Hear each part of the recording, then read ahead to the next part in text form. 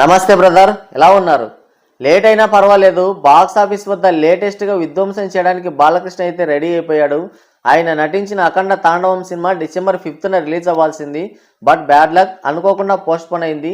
ఆ సినిమా అనుకున్న టైంకి కనుక సినిమా రిలీజ్ అయ్యి ఉంటే ఈ పాటికి మన day 1 collections, weekend collections, break even గురించి, లాభాల గురించి, ఆ సినిమా కలెక్షన్స్ గురించి కథలుగా చెప్పుకునే వాళ్ళం, ఆ సినిమా రికార్డుల గురించి. బట్ బ్యాడ్ లక్, సినిమా అనుకోకుండా పోస్ట్ పోన్ అయింది. అయితే ఒక్కసారి కంటే ఎక్కువ సార్లు ఏ సినిమా పోస్ట్ పోన్ అయినా కూడా ఆ సినిమా పైన ఉన్న హైప్ కావచ్చు, క్రేజ్ కావచ్చు, మార్కెట్ కావచ్చు, అన్నీ తగ్గిపోతాయి. బట్ బాలకృష్ణ విషయంలో మాత్రం అంత రివర్స్లో జరుగుతుంది. ఈ సినిమా పైన రిలీజ్ కంటే, అంటే డిసెంబర్ 5న రిలీజ్ కంటే ముందు ఎంత బజ్ ఉందో ఇప్పుడు ఈ సినిమా పైన అంతకు మించిన బజ్ అయితే ఉంది. అంటే బాలకృష్ణ ఒక ఎమ్మెల్యే, బావ సీఎం, పక్క రాష్ట్ర సీఎం మంచి సన్నిహితుడు, ఎన్నో రాజకీయ సంబంధాలు ఉన్నాయి, ఇండస్ట్రీలో ఒక స్టార్ హీరో, మాస్ హీరో. అలాంటి బాలకృష్ణకి ఎందుకు ఇలాంటి పరిస్థితి వచ్చిందని ప్రతి సగటు ప్రేక్షకుడు కూడా ఆవేదన చెందాడు. ఫ్యాన్సే కాదు, ఫ్యాన్స్తో పాటు ఎంతోమంది ఆవేదన చెందారు. ఈవెన్ ట్రోల్ చేసిన వాళ్ళు సైతం ఆయన పైన ఒక సింపతి అయితే క్రియేట్ చేశారు. అంటే కొంచెం బాధపడ్డారు, ఎందుకు నిజంగా బాలకృష్ణకి ఇలా జరిగి ఉండాల్సింది కాదే అని. ఆయన్ని ట్రోల్ చేసిన వాళ్ళు, విమర్శించిన వాళ్ళు సైతం కొంచెం ఎమోషనల్ అయ్యారు. ఆ సింపతి బాగా వర్కౌట్ అయింది. సినిమా పైన కావాల్సినంత బజ్ వచ్చింది, జరగాల్సిన దానికంటే ఎక్కువ ప్రమోషన్ జరిగింది. ఈ సినిమా పైన ఒక సింపతి క్రియేట్ అయింది. ఈ సినిమా చూడాలన్న ఇంట్రెస్ట్ కూడా ప్రతి ఒక్కరికి కలిగిందన్నమాట. ఇప్పుడు బుకింగ్స్ చూసుకుంటే డిసెంబర్ 5 ముందు రోజు ఎంత బుకింగ్ జరిగాయో దానికి మించిన రేంజ్లో అయితే జరుగుతున్నాయి. అసలు సినిమా పోస్ట్ పోన్ అయింది, ఏమవుతుందన్న భయం ఉండేది. డిస్ట్రిబ్యూటర్స్కి, ఎగ్జిబిటర్స్కి, నిర్మాతలకి ఈ సినిమా పోస్ట్ పోన్ అవ్వడం వల్ల కొంత నష్టం జరిగింది, మొత్తం ఇండస్ట్రీకే నష్టం జరిగింది. At the same time fans కావచ్చు, ఆడియన్స్ కావచ్చు కొంచెం డిసప్పాయింట్ అయ్యారు. ఇక సినిమా పరిస్థితి ఏమవుతుందో అన్న ఆందోళన అయితే ఉండేది. బట్ ఈ బుకింగ్స్ అవి చూసిన తర్వాత ఇక ఎక్కడ భయపడాల్సిన అవసరం లేదు. 2025లో బిగ్గెస్ట్ గ్రాసర్ సాధించిన సినిమాగా ఈ సినిమా అయితే రికార్డులు క్రియేట్ చేయడం ఖాయం అనిపిస్తుంది. అంటే ఖచ్చితంగా, అంటే ఈ సినిమాకి ప్రమోషన్ ఆ రేంజ్లో జరిగిందనమాట. ఒక సింపతి క్రియేట్ అయింది. ఇప్పుడు చూసుకుంటే ఈ సినిమాకి గంటకి 18 నుంచి 20 వేల టికెట్లు అయితే సోల్డ్ అవుతున్నాయి. ఓవర్సీస్లో అయితే దుమారం చేసేస్తుంది. ఈ సినిమా పోస్ట్ పోన్ అవ్వడంతో కొంచెం డిస్ట్రిబ్యూటర్లు, ఎగ్జిబిటర్లు కొంచెం తోక జాడించాలని చూశారు. బట్ సినిమా పైన ఉన్న హైప్ని చూసి తర్వాత వాళ్ళు కూడా కూల్ అయిపోయారు. ఇక ఏం మాట్లాడకుండా సినిమాని అయితే తీసుకున్నారు. ఓవర్సీస్లో అంటే ఈ సినిమా డిసెంబర్ 5న రిలీజ్ అవ్వాల్సి ఉంది కాబట్టి ఆ సినిమా రిలీజ్ కాకపోవడంతో కొన్ని ఇంగ్లీష్ సినిమాలు అయితే వేసుకున్నారు, ఆ సినిమాలు ఆడిస్తున్నారు. బట్ ఈ సినిమా పైన క్రేజ్ ఎక్కువ ఉంది. వాళ్ళు కూడా ఇక కొంచెం అమౌంట్ తగ్గించాలని చూశారు కానీ బట్ కుదరలేదు. ఈ సినిమా పైన హైప్ ఉంది కాబట్టి నిర్మాతలు కూడా ఎక్కడ తగ్గలేదు. అదే రేట్లకి అయితే ఓవర్సీస్లో బుకింగ్స్ అయితే ఓపెన్ చేశారు.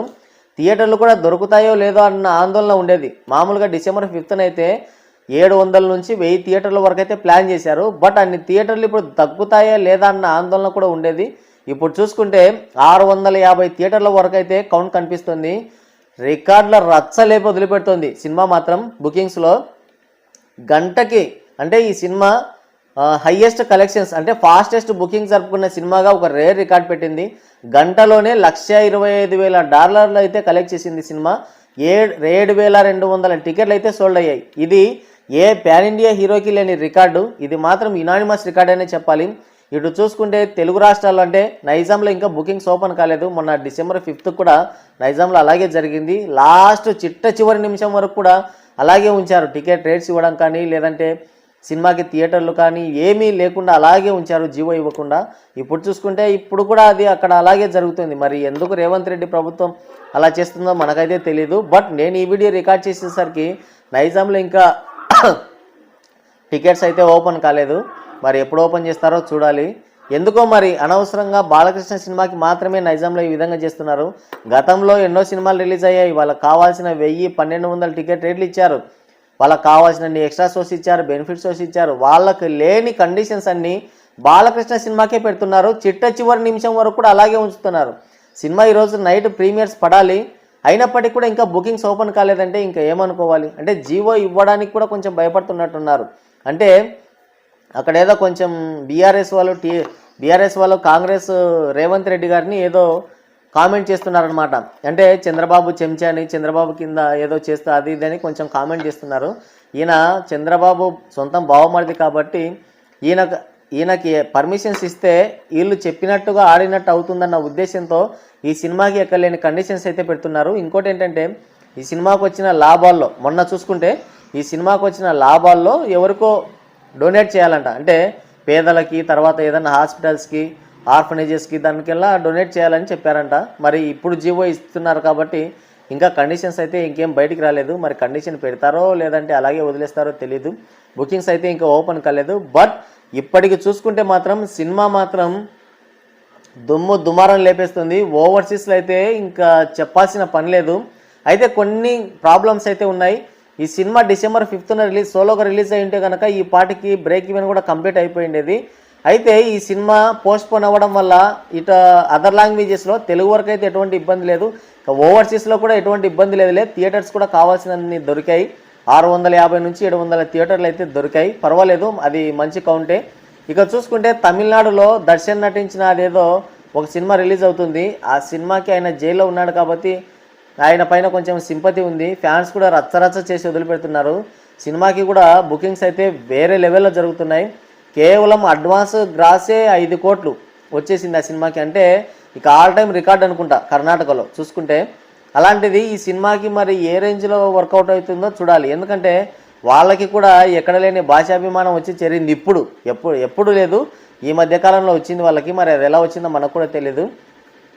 దర్శన్ సినిమాని కాదని అఖండ సినిమా ఆడాలంటే కొంచెం కష్టమే. ఆడిందంటే మాత్రం ఒక రేర్ రికార్డ్ అనే చెప్పాలి. ఇకపోతే తమిళంలో చూసుకుంటే రజనీకాంత్ నటించిన పడయప్ప అదే భాష సినిమాని రిలీజ్ చేస్తున్నారు. అది కూడా కొత్త సినిమాని రిలీజ్ చేసే రేంజ్లో రిలీజ్ చేస్తున్నారు.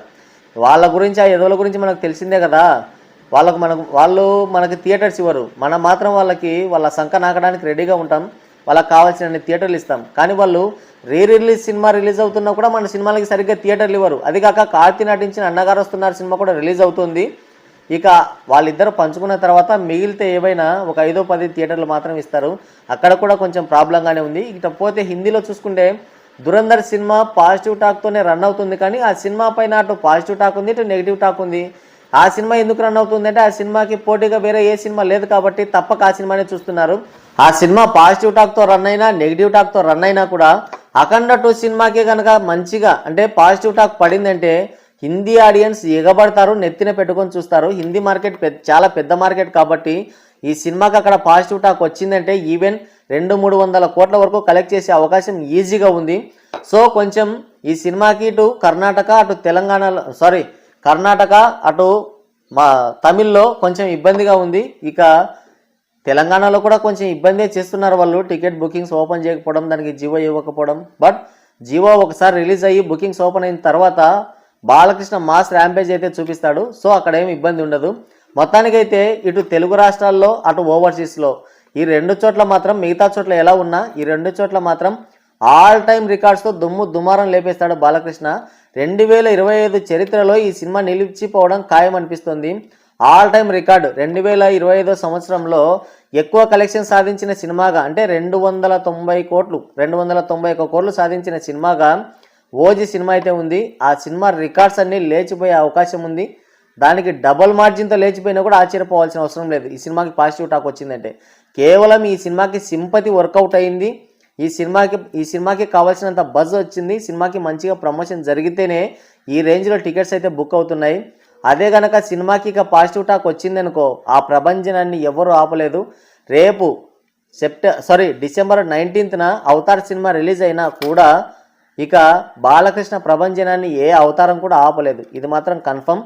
ఖచ్చితంగా ఒక 20 days వరకు అయితే సినిమాకి పాజిటివ్ టాక్ పడిందంటే మినిమం ఒక 20 days వరకు అయితే ఈ సినిమా ఇంపాక్ట్ చాలా గట్టిగా ఉంటుంది.